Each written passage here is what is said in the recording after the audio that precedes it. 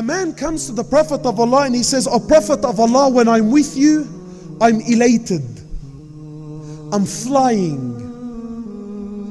He says, "O Prophet of Allah, but then when I leave you and I go back home to my family," he says, "O Prophet of Allah, I start to miss you."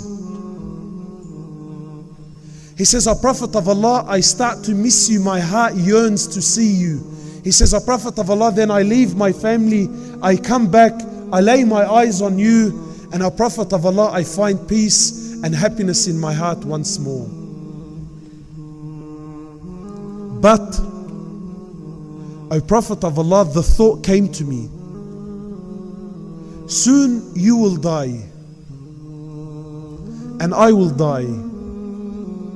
O Prophet of Allah, you will be in paradise up there with the prophets, and I, if I entered paradise, I will be down there, yani in the lower levels." He says, "O Prophet of Allah, how can Jannah be Jannah if I'm not with you?" For one of the very few times the Prophet of Allah was speechless. So Jibreel alayhi salatu wasalam comes down and says to the Prophet of Allah that, "Tell your ummah, tell your men, tell your followers, they will be with the ones that they love in Jannah."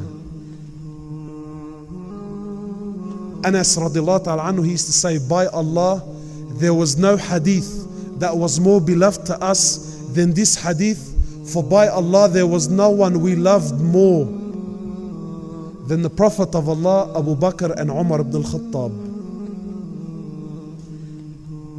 This was Jannah for your companions. This was Jannah for the Sahaba.